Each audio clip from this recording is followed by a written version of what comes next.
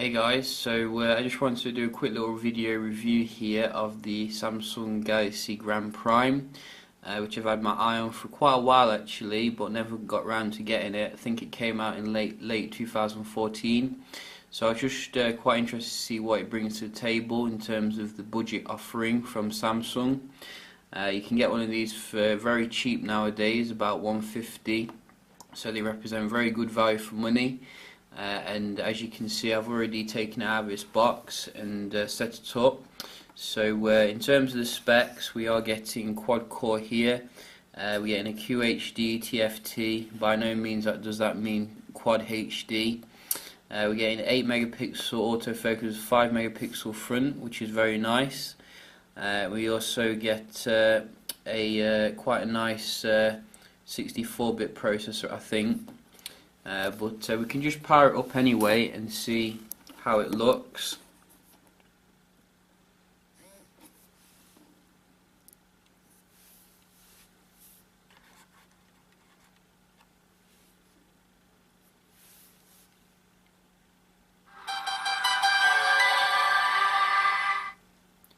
So very weird startup theme there, a bit freaky if you ask me.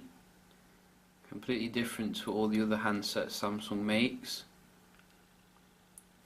So we can see here we have the S5 kind of wallpaper there, as well as the water sounds, and we are online here, so we can check it out basically what we're getting, and we can see that the display is TFT, so I don't think it's an IPS kind of display.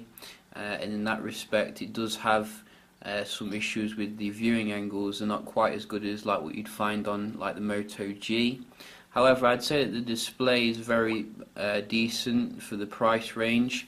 I'd give it the same kind of displays like the Xperia M2, if you can remember far back. That had a very similar display as this. I think Samsung could definitely put a HD display though for the price that you're paying. For saying like these Chinese OEMs are bringing out Xiaomi's and Huawei's, like, which do have like very nice specifications for this price. Maybe they could bump it up for the next Galaxy Grand Prime. Other than that, we are having quite a plasticky feel here when it comes to the actual device. It does look very solid and built to last.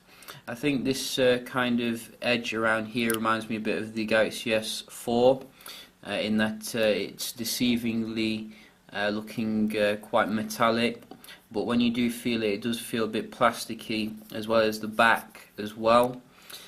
We do have the camera here, which is an 8 megapixel camera right next to the speaker grill. Probably not the best place to put it. We have a single tone flash as well as a good place for the micro USB, as well as the headphone jack at the top. Very good place for the power button here, so you can definitely get access to it.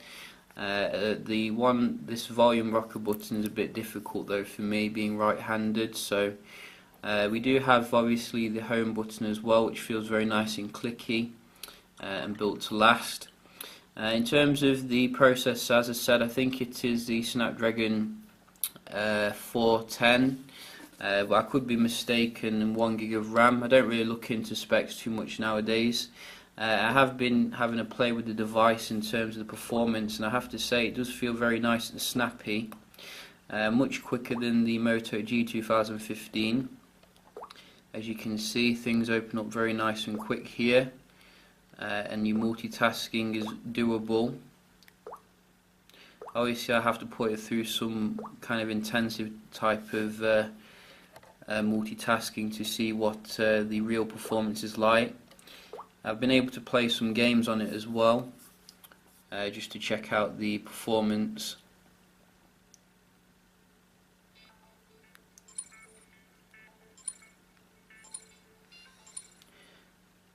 I think it's got the Adreno 306 or something like that. And it seems to be more than capable for your basic kind of gaming here.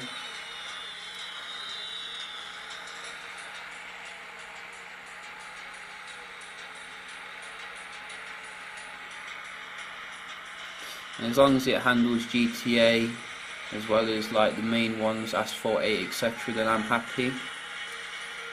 Riptide seems to be very good here. So I think the performance is very serviceable, and don't expect too much though out of it. In terms of the other stuff like the camera, I did do a quick little test of the camera as well, so you can check out the results here on some of the pictures that I have taken with the device. And again, I'd say that they're about serviceable. I wouldn't say they're remarkably better than the competition at this range. I think that they do a very good job at giving you what you need for the price, but when the low light does start to come, you do notice some grain in there again. It does support full HD though, which is good. The Moto G doesn't support that, and you do get obviously quite a lot of different settings you can put on to make the most of the pictures. I'd say the camera's serviceable but nothing special in all, and same for the video recording. I did do the video recording like in kind of difficult conditions at night, but it did do quite a decent job at the end of the day, better than the HTC One M9, which is quite interesting. The M9 just completely failed in this respect. Other than that, obviously we do have the 5 megapixel front facing camera, which I don't really take many selfies, so but maybe you do, so you'll enjoy that. And we do have some other settings in the camera app here, such as your white balance and ISO, which is quite nice. And we also have this panel, which I do miss actually, like beauty face. I loved that back in the day. So to be honest, the whole handset just reminds me a bit of the Galaxy S2. There's just something about it that makes me think Galaxy S2, but obviously on a bigger scale here. We do get 4G, which is very nice, and we also get the ability to pop off the back and put in a battery here, which is a 2600, so very nice capacity there. And we also have the ability to put in a micro SD, I think, or maybe not. Let's just I'm gonna have to pull the battery here. Shouldn't really do that, but you know, I want to check these things. So can't really see a micro SD port here, which is weird. I did think that it did come with the micro SD. Maybe I'll find it on a subsequent video. You know, sometimes these things are hard to find. But overall, I'd say it's a respectable effort for an entry-level handset. You know, I think that there probably are better options when it comes to this price range right now, when it comes to like Xiaomi and what Huawei are putting out, as well as Asus as well with its excellent Zenfone series. So that is a weird startup. I'd say definitely check it out. You know, if you do like the look of the handset, it's very serviceable. I think they could do it better though with the screen next time. And yeah, just a quick little video here checking out the Galaxy Grand Prime. Hope you did enjoy, and I will see you next time. Cheers.